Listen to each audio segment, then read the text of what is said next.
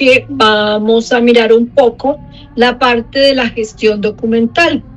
Y dentro de la gestión documental, entonces vamos a tratar nosotros, primero que todo, el expediente laboral. Entonces, el expediente laboral es un conjunto de documentos y registros que una empresa recopila sobre cada empleado desde su contratación hasta su desvinculación.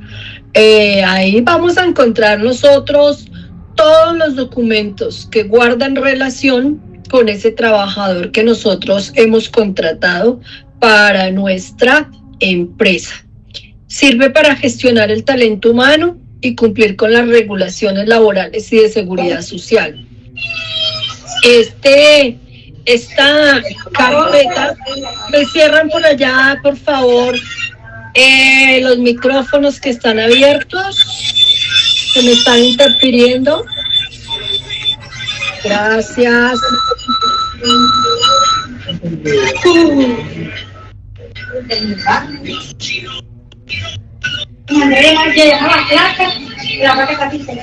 Les agradezco si me profe, la compañera Ginette Balsa. De pronto ya no ha escuchado que en silencio el micrófono. Esperen, ya está silenciado. Ya iba a hacer lo que me habían enseñado la semana pasada con los 3 punticos que se me había olvidado, pero muchas gracias. Bueno, entonces, ese expediente laboral es muy importante. Es una carpeta que vamos a ver que se compone de unas pestañas. Entonces, miremos esas pestañas que nosotros vamos a encontrar dentro de ese expediente.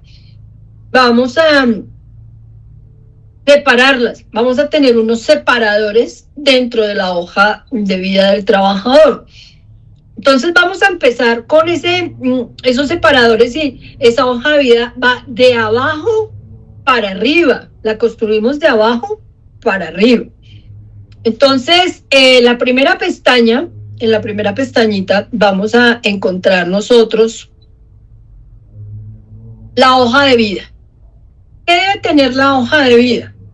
Debe estar actualizada con preformas definidas por la institución.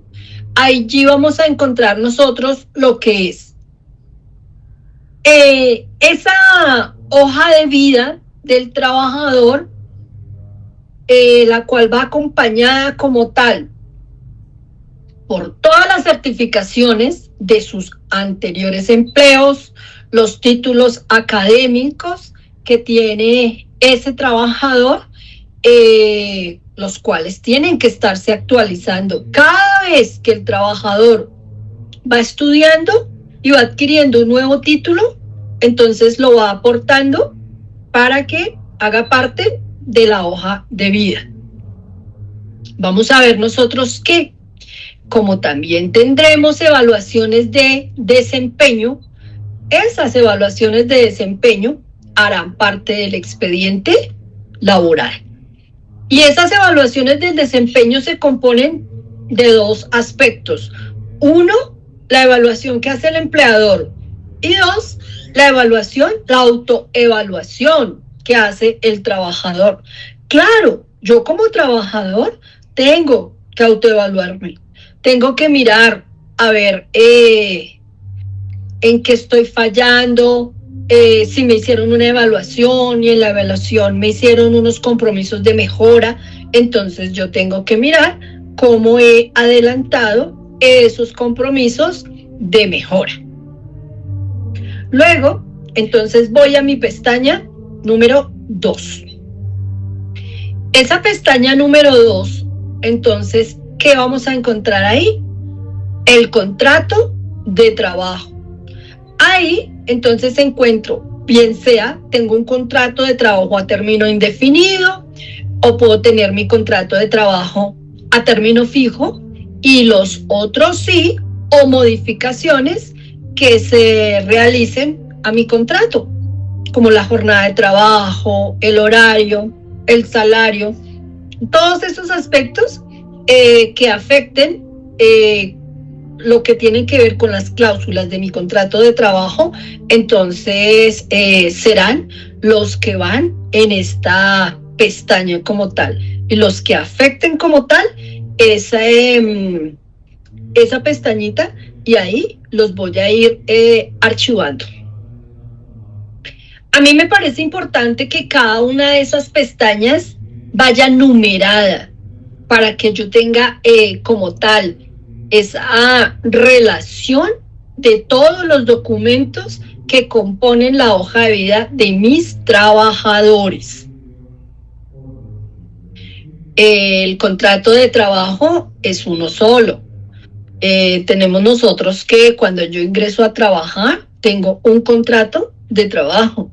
¿Cuál es la fecha de ingreso de mi contrato de trabajo? Pues el primer día que yo empecé a prestar la relación laboral. Que tenga modificaciones, ese es otro aspecto totalmente diferente. Eso sí puede tener variaciones como tal, porque el contrato de trabajo, como lo veremos más adelante cuando veamos la parte laboral, hay un factor que se llama el ius variandi, que ese ius variandi puede dar uso el empleador de él. ¿Para qué? Para cambiar algunos aspectos como la jornada de trabajo, como el horario, y vean que ahorita ya mañana, a todas estas, mañana vuelve y cambia la jornada de trabajo, baja definitivamente a 42 horas, que venimos bajando y venimos modificando esa jornada laboral desde el año 2021, de 48 ha venido reduciéndose paulatinamente hasta 42 horas. Esto no es si quiere o no quiere el empleador, esto es algo de carácter obligatorio. Entonces todos los empleadores ya tienen que haberles pasado a los empleados que se encuentren acá, haberles pasado el memorando comunicándoles a partir de mañana cómo será su nueva jornada. Generalmente esa nueva jornada tiene afectación, y vean ustedes que en las parroquias no es tan fácil decir que se va a trabajar de lunes a viernes y que se descansa sábado y domingo, y más en las parroquias si hay trabajadores rurales. Acá las parroquias rurales generalmente necesitan de estar abierta el fin de semana, que es cuando las personas necesitan salir a pedir partidas porque entre semanas no tienen tiempo. Entonces hay que hacer muchos ajustes, incluso hay unas donde el despacho atiende los domingos. Y vamos a ver más adelante que la ley laboral permite que haya una jornada laboral flexible, y en esa jornada laboral flexible inclusive me dicen a mí que el domingo puede ser un día hábil, donde yo no tengo que pagarle a mi trabajador como jornada dominical, pero eso es previos acuerdos que queden establecidos desde el momento en que se firma el contrato de trabajo. Luego vamos a una pestaña 3. Esa pestaña 3 es la pestaña de la seguridad social. Entonces, ¿qué archivamos ahí? La afiliación a pensión, la afiliación a salud, la afiliación a riesgos laborales, a la caja de compensación. ¿De qué se alimenta esa pestaña? De todo lo que ocurra en la vida laboral del trabajador respecto a seguridad social.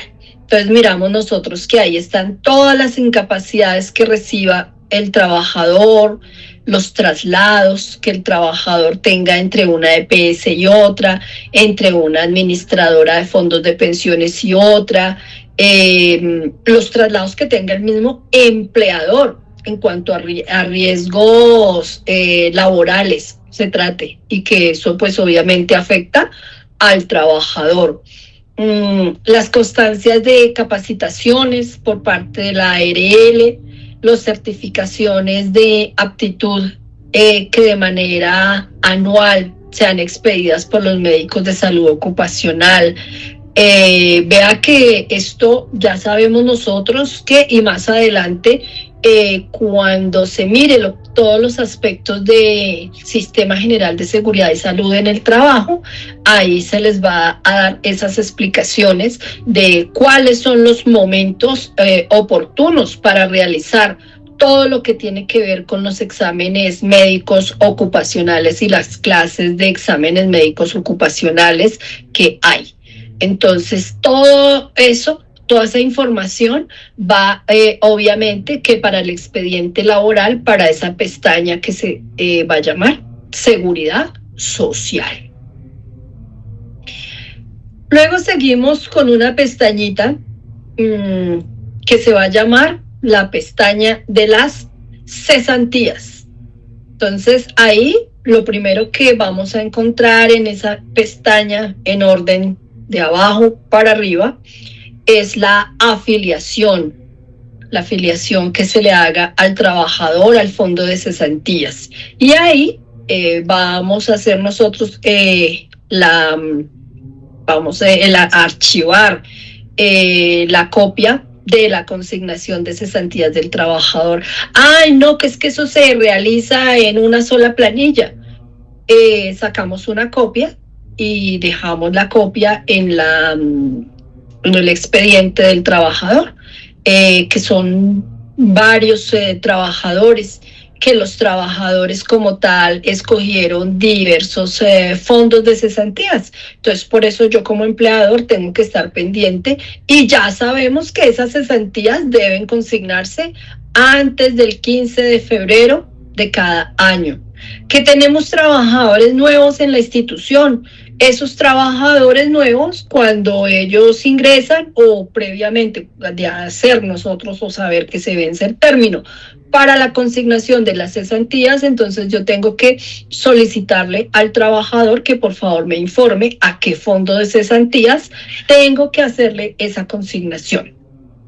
Si veo que el término se está terminando y el trabajador no me informa a qué fondo de cesantías quiere que yo lleve sus cesantías, entonces tengo que mirar yo en el mercado cuál es el fondo de cesantías que está dando mejores rendimientos financieros y a ese fondo de cesantías llevar las cesantías de esos trabajadores o de ese trabajador que no me informó la escogencia, pues obviamente del fondo de empleados, y luego entonces ya como voy a tener una certificación, una constancia, entonces esa copia de la consignación del trabajador, de las cesantías del trabajador, yo tengo que dejarla acá en el expediente laboral y entregarle a mi trabajador, pues obviamente esa copia, esa constancia de consignación y hacerle firmar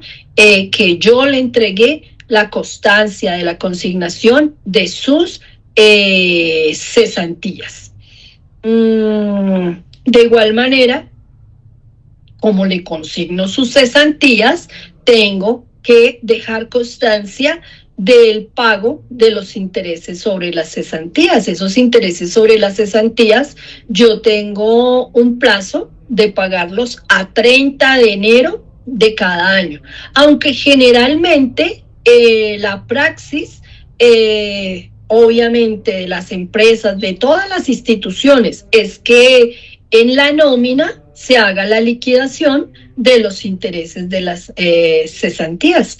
El trabajador puede, como tal, manifestar su voluntad y establecer que no quiere que le entreguen los intereses de las cesantías, sino quiere que estos intereses sobre las cesantías se sumen y sean consignados con las cesantías, que estos sean depositados en el fondo de cesantías. Entonces, esto está permitido para el trabajador que decida de esta manera y el empleador, pues obviamente, si es la voluntad del trabajador, entonces deberá hacer la consignación de los intereses sobre las cesantías. Esos intereses sobre las cesantías se corresponden a un 12% anual, es decir, un 1% mensual sobre las cesantías que se vayan acumulando en el año. Tenemos otra pestaña acá, que es la pestaña que me indica como tal las vacaciones. Eso hace parte de la gestión administrativa. Entonces, se hace el archivo de las cartas de petición de vacaciones, las cartas que se contestan al trabajador concediendo las vacaciones. Reposa ahí también lo que es la liquidación de las vacaciones. Cuando debemos suspender como tal las vacaciones, entonces esa comunicación que yo le hago a mi trabajador también debe obrar dentro del expediente laboral. Tenemos también otro aspecto que hace parte de la gestión administrativa, como lo es la entrega de calzado y vestido de labor. Entonces, para eso debo tener yo un formato previamente diseñado, donde el 30 de abril, el 30 de agosto y el 20 de diciembre yo le entrego a mi trabajador su calzado y vestido de labor. ¿Cómo debe ser ese calzado y ese vestido de labor? Pues tiene que ser acorde con la actividad que mi trabajador realiza. Si el trabajador no le da uso a esa dotación que yo le entrego, entonces debe haber una constancia, porque por cada dotación que no utilice el trabajador, entonces yo, empleador, quedo eximido de la dotación, de entregarle la dotación del periodo siguiente. Entonces, por eso es importante pues que se tenga esa documentación y esas pruebas. Que porque el trabajador simplemente caprichosamente dijo, no, yo no quiero utilizar esa dotación porque no me gusta. Entonces, sencillamente, yo hago la constancia, la dejo en el expediente, y si fue por decir algo, la del 30 de abril, entonces yo no estoy obligado a entregarle la dotación, la entrega de calzado y vestido de labor del 30 de agosto. Pero ojo con una cosa, hay que diferenciar entre el calzado y el vestido de labor y los elementos de protección personal para realizar la actividad laboral. Son dos cosas totalmente diferentes. Lo que tiene que ver con calzado y vestido de labor es de obligatoriedad para el trabajador que lo utilice, porque eso tiene que ver, pues obviamente, con un riesgo laboral, porque hay algunos trabajadores pues que si no utilizan esos elementos de protección personal, entonces pueden resultar afectados de alguna manera, y pues obviamente esto sí, la ARL no les va a responder por incapacidades ni por indemnizaciones.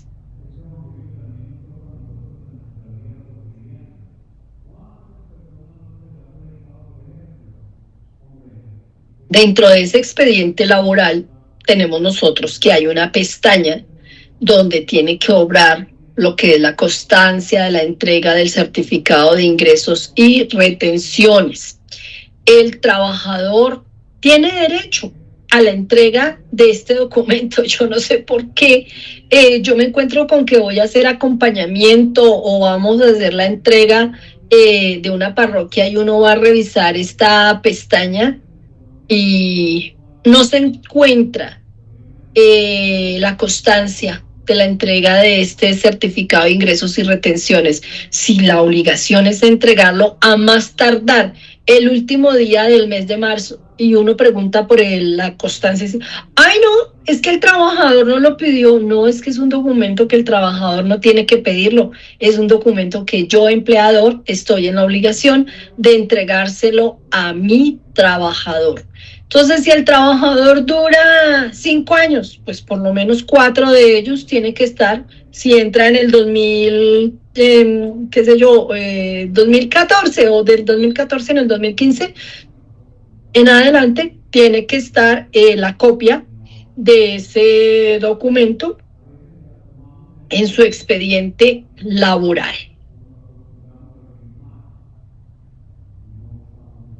Bueno, tenemos acá otra pestaña, que es la pestaña número 8, la de los memorandos.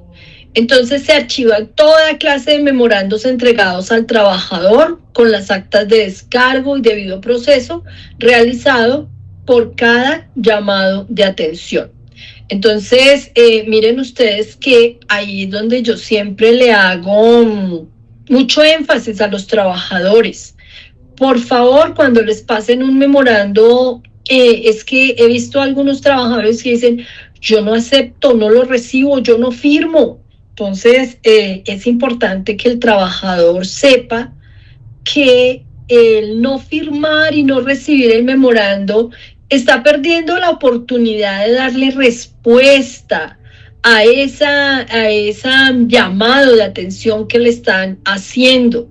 Entonces, ¿qué es lo que tiene que hacer el empleador cuando el trabajador simplemente dice, no, yo no firmo y se niega como tal a recibir el documento? Simplemente es llamar a un compañero de trabajo y hacerle ver que su compañero no quiere recibir el memorando, entonces se le pide que sirva de testigo y que él firme y el memorando se da por recibido. El trabajador se está perdiendo la oportunidad de dar respuesta porque si le están llamando la atención de manera injusta, entonces él lo que tiene que hacer es recibir el memorando, firmar el recibido y con ese recibido, entonces él lo que tiene que hacer es dar la respuesta, presentar las pruebas que tenga en su poder de los cargos que se le están indilgando para demostrar pues efectivamente que él no es responsable de los actos sobre los cuales le están llamando la atención. Luego, por último, tenemos acá una pestañita, que es la pestañita de varios. ¿Qué archivo yo en esta pestañita? Pues en esta pestañita voy a archivar todo lo que no tenga como tal espacio en ninguna de las anteriores pestañas, que me esté sobrando y no tenga dónde ubicarlo. Entonces lo voy a ubicar acá. Es una organización importante del expediente laboral, es una organización que permite, pues como tal, hacer una revisión ágil, hacer una revisión rápida de lo que es la carpeta del trabajador, que no necesita uno, a mí me ha ocurrido eso muchas veces, que me dicen, oiga abogada, es que necesitamos que por favor nos revise el expediente de X trabajador. Claro, con mucho gusto.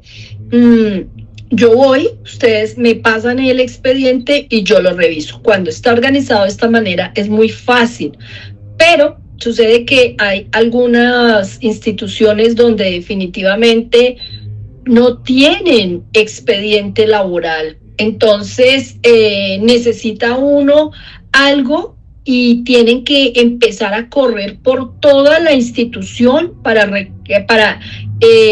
recoger los documentos que se necesitan. Ahí no se puede hacer una revisión de manera ágil, porque pues definitivamente toca pasar y contar por lo menos con 3 o 4 personas para que le ayude a uno a recoger los documentos. Entonces, es la propuesta que se hace, la propuesta que yo siempre hago para el manejo del expediente laboral, para que no necesitemos de ninguna persona en la institución, más que los interesados, el representante legal, y si es para algún proceso disciplinario, pues el abogado. Entonces, no sé si respecto de ese expediente laboral tengan ustedes alguna inquietud. algo que no sea claro.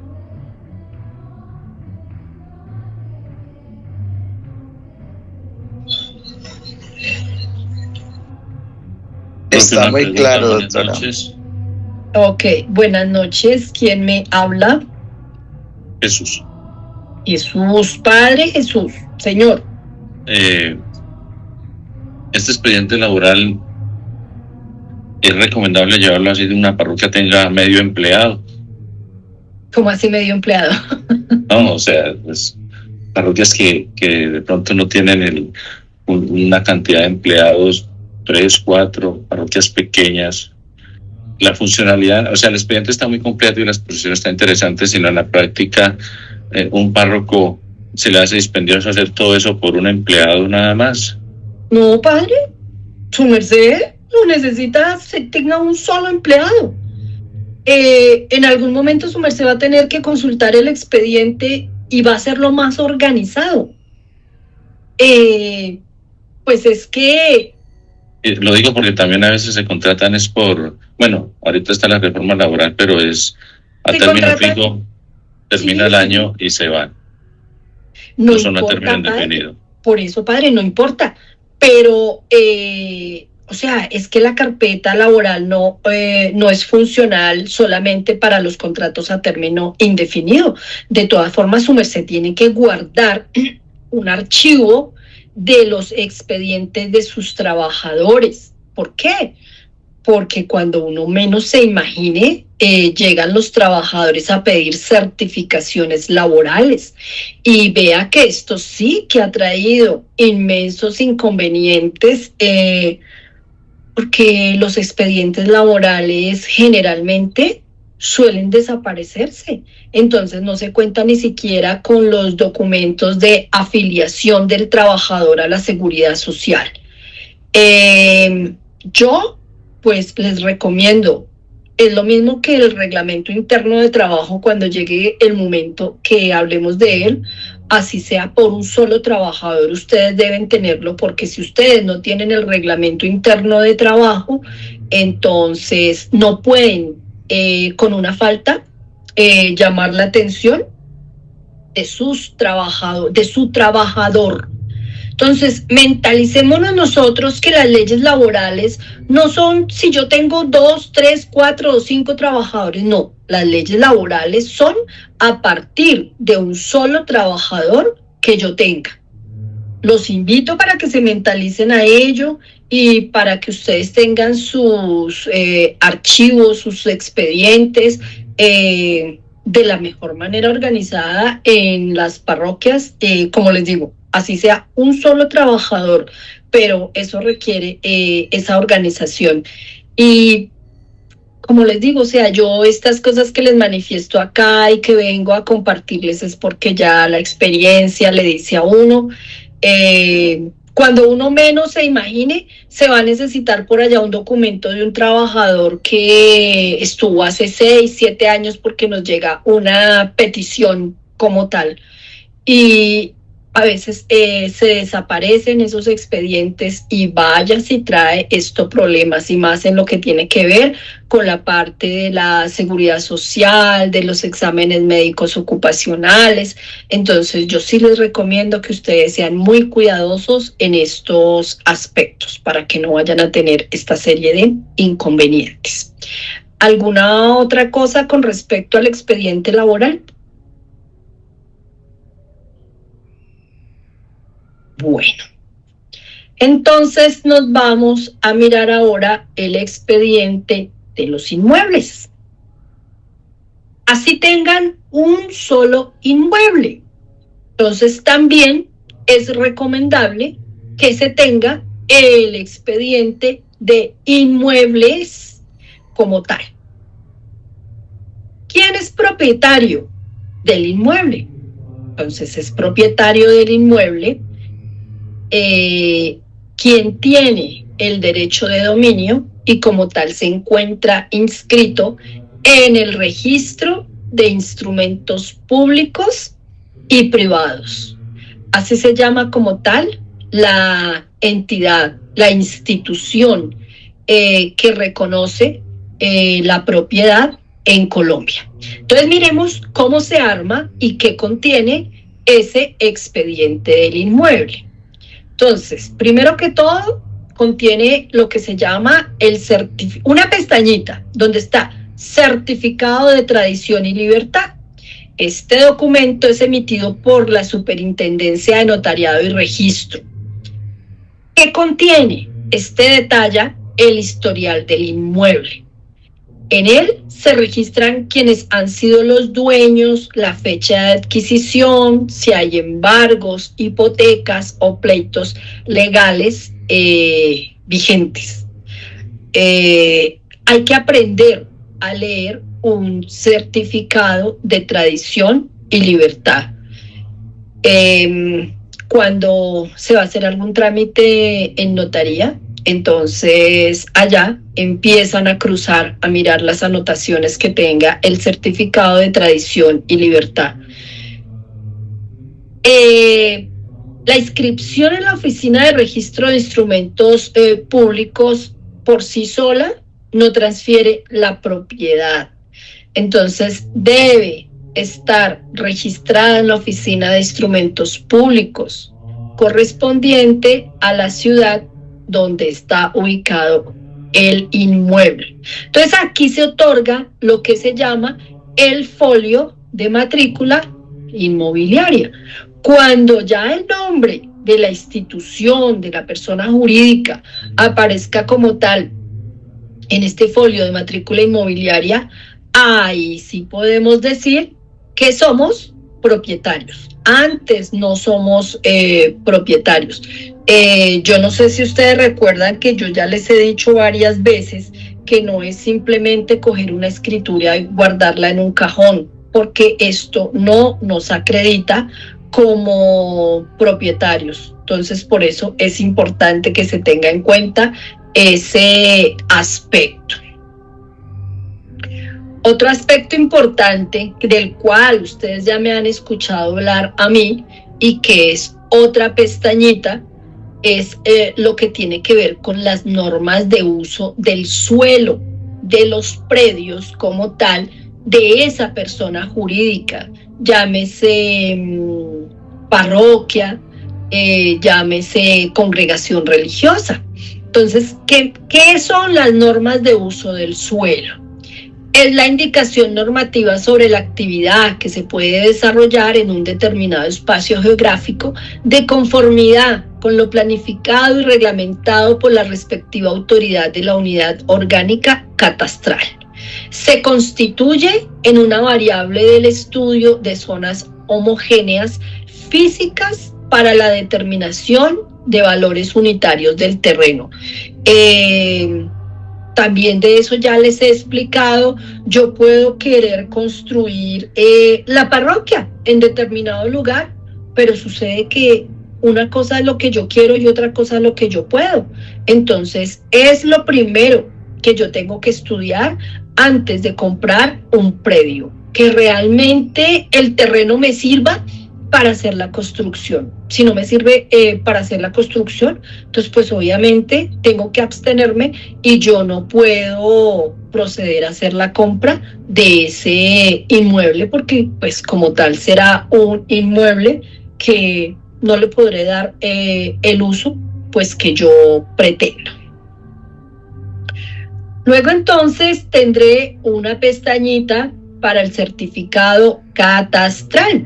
El certificado catastral es el certificado que expide la Unidad Administrativa Especial de Catastro Distrital para cada bien inmueble de Bogotá con la información obtenida en el centro catastral o en su defecto en el Instituto Geográfico Agustín Codazzi.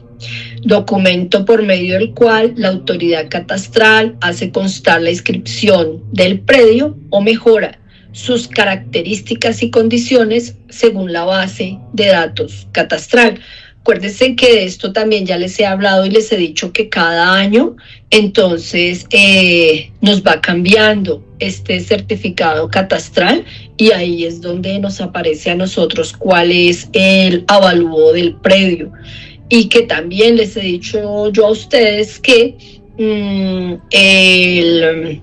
Código de Procedimiento Civil me indica y me establece que para tener yo un avalúo, no necesariamente, porque lo que pasa es que los avalúos realizados por los peritos de la lonja de propiedad raíz son costosos. Entonces, para saber yo más o menos cuál es el avalúo comercial del predio que yo tenga, entonces me dice el código que yo puedo tener el avalúo catastral y a ese avalúo catastral yo le sumo el 50% y que ese es el avalúo comercial.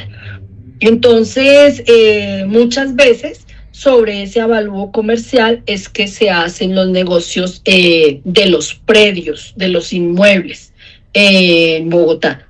Porque hay quienes, pues definitivamente, yo les decía a ustedes la semana pasada, les hablé de la donación y yo les decía que en la donación sí la notaría me exige que yo tenga como tal un avalúo de un perito inscrito en la lonja de propiedad raíz. Hasta hace un tiempo el avalúo mínimo valía 1 millón de pesos, pero pues como todo va cambiando en su valor, asumo que ahorita mínimo 1.200.000, 1.300.000 están cobrando estos peritos avaluadores. Y eso es lo que yo tengo que aportar allá en la notaría para que, pues obviamente, el notario me acepte la insinuación de donación que yo tengo que presentar, porque así se llama el documento que yo presento a la notaría. Viene otro de los documentos que se llama la cédula catastral. Entonces, la cédula catastral es el registro físico de la historia del predio, donde se van anexando las novedades que a través del tiempo se presentan. Es el documento con el que se comprueba la información con que está registrado un predio en el catastro. Aquí, entonces, tenemos nosotros también que viene a aparecer la Secretaría Distrital de Planeación, que es el conjunto de números o caracteres que identifican a cada inmueble, incorporado en el censo predial y que a su vez lo georreferencian. Entonces, eso es la cédula catastral. Miren que en cuanto al nombre, estos documentos parecieran ser los mismos, pero no, son diferentes. Entonces, por eso es importante que nosotros tengamos la claridad qué documentos es el que nos piden y saberlo solicitar. Luego viene acá uno también, que es el boletín catastral. Es el registro físico de la historia del predio, donde se van anexando las novedades que a través del tiempo se presentan. Entonces, es el documento con que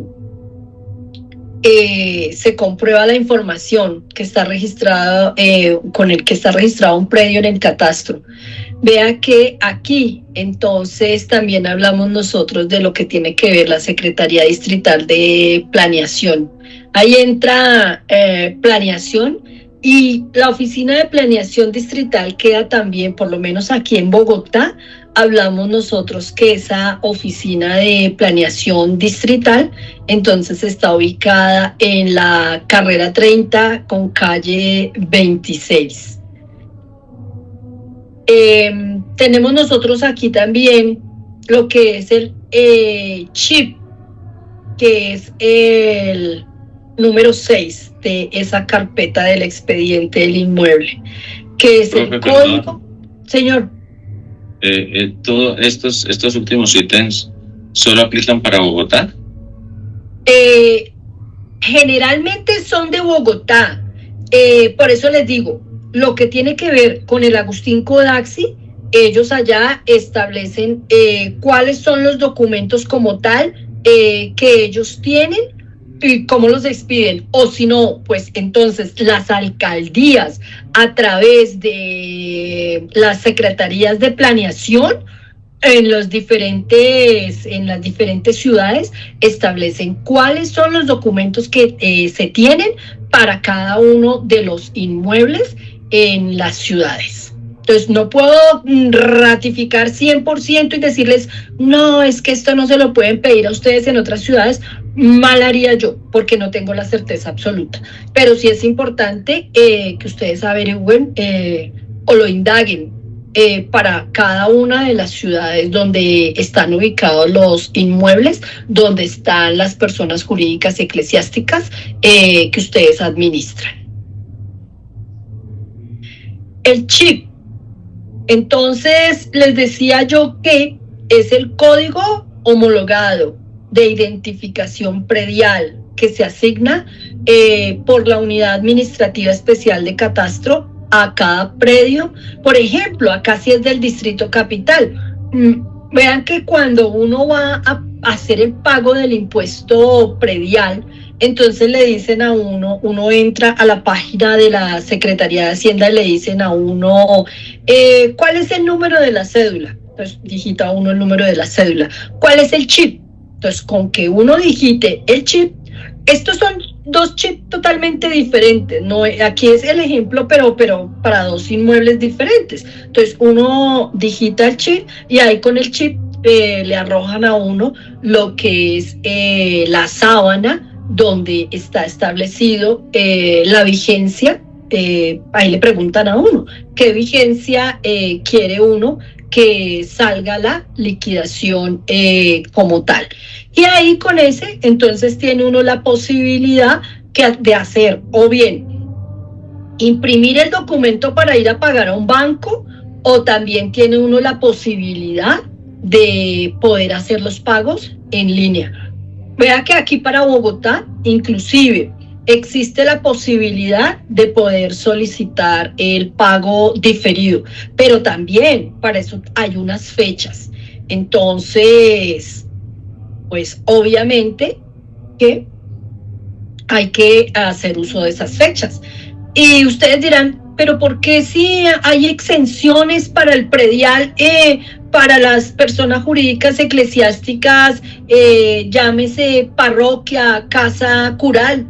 Sí, pero no para todos los inmuebles de estas personas jurídicas. Entonces, por eso debemos tener nosotros también esta pestañita como tal de lo que tiene que ver con el chip y con ese documento de las exenciones.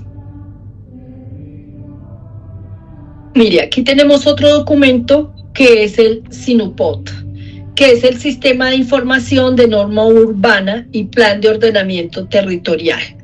Es la herramienta mediante la cual se pueden consultar la información geográfica de las diferentes entidades del distrito, el cual genera reporte de usos y afectaciones de los predios.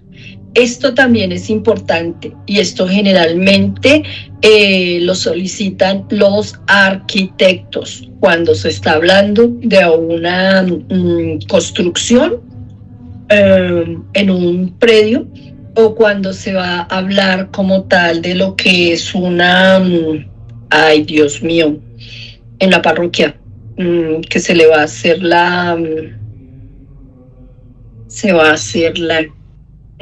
ay, se me olvidó ahora, ¿cómo es que se llama? Cuando el reforzamiento estructural. Entonces, esto también es importante tener en cuenta ese documento. Y aquí tenemos uno muy importante que yo les explicaba a ustedes la semana pasada, que es cuando nosotros nos encontramos en parroquias que son por allá como en lomitas, en terrenos en lomitas. Entonces tenemos el Sistema de Información de Movimientos en Masa. Eso estaba dentro del grupo de esos documentos que vimos el jueves pasado. El Sistema de Información de Movimientos en Masa es una plataforma del Servicio Geológico Colombiano que centraliza, administra y visualiza datos sobre deslizamientos de tierra y derrumbes en el país. Su objetivo es apoyar la gestión del riesgo de desastre y la planificación territorial. Entonces ahí es donde me dice qué grado de riesgo tiene el predio que yo quiero comprar. Si se me recomienda o no se me recomienda comprarlo. Son aspectos muy importantes que a veces no son tenidos en cuenta y después tenemos obviamente que se nos aparecen por allá unas afectaciones al patrimonio y donde pues definitivamente esto conlleva a que encontremos en resumidas cuentas que no hubo una administración del patrimonio de manera correcta y que trae afectaciones como tal. ¿Alguna inquietud con respecto a ese expediente de inmueble? Profe, buenas noches. ¿Quién me habla? Paulina. Hola, Paulina, ¿cómo estás? Bien, es que no sé si soy yo, pero ya salí, volví, ingresé. La escucho como distorsionada. No sé si soy solamente yo o mis compañeros también escuchan lo mismo. ¿Es tu sonido? No, señora. Escucho normal. Por lo visto, entonces es tu sonido. ¿Y si lo vuelves a intentar de volver a salir y volver a ingresar? Sí, bueno, ya lo hice una vez, voy a intentarlo otra vez. Porfa. Es que no se escucha, no te entiendo bien, no se escucha, pues yo leo y pues interpreto lo que la profe dice, pero su merced lee ahí, yo le entiendo bien, pero o sea, al comienzo sí, pero ahorita en este momento no. O sea, las dos últimas diapositivas no. Se me hizo raro. Bueno, voy a ingresar otra vez, profe. Aunque ya nos vamos a ir al descanso, ya volvemos a las salas a trabajar. Ah, bueno, listo, profe. ¿Listo? Dale, por favor. Bueno, entonces acá tengo la... Profe, buenas noches. ¿Quién me habla? Bueno, le habla Faber Andrés. ¿Cómo está, profe? Hola, Faber, ¿cómo estás? Bien, no, es que quería excusarme, es que estoy conectado desde el teléfono por motivos tengo un viaje de trabajo, estoy en el aeropuerto. Entonces, por si de pronto se me corta la señal o me salgo de la clase, para que me excuse, por favor, ¿sí? Perfecto, Faber, no hay ningún problema. Muchas gracias por informar. Ok. No, usted, profe. Bueno, entonces, luego vamos con un punto 3 dentro de acá, de esta presentación, que son las orientaciones generales de aplicación en el archivo. No lo puedo, aquí le dejo un tutorial.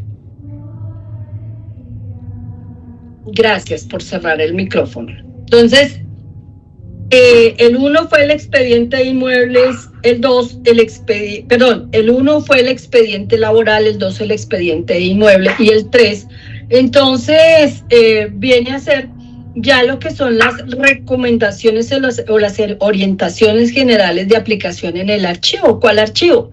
El archivo general de la persona jurídica, donde vamos a mirar las recomendaciones incluso para el cuidado de los libros, porque vean ustedes que hay parroquias que tienen mucha humedad.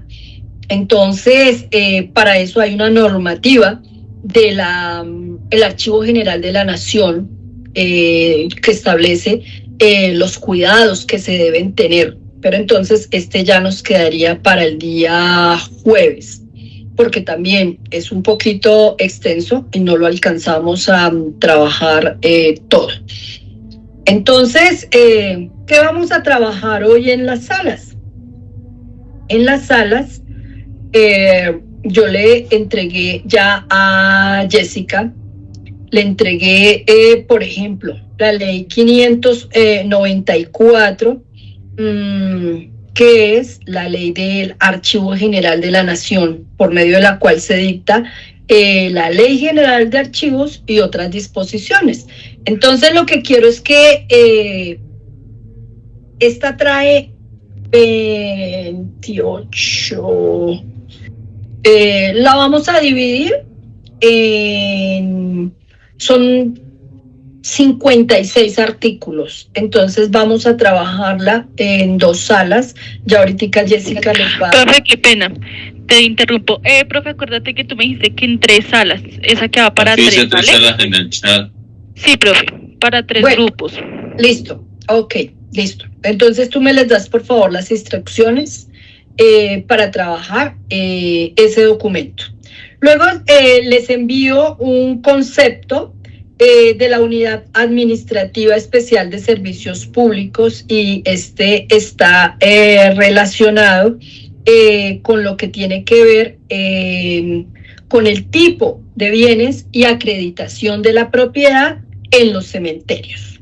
Entonces, es lo que yo quiero que ustedes lean y que nos empapemos un poco de lo que es acreditar la propiedad, bien sean los cementerios parroquiales, si se requiere de un documento o no se requiere de un documento. Entonces, para eso tenemos nosotros ahí ese concepto. Aquí hay un documento que es un documento dirigido a la Secretaría de Hacienda de Bogotá, Dirección de Impuestos. Este es de una congregación religiosa. ¿Qué fue lo primero que yo hice? Solicitarle permiso a la ecónoma de la congregación y explicarle para qué iba a utilizar este documento y decirle que era netamente con carácter pues educativo para compartirlo con mis estudiantes.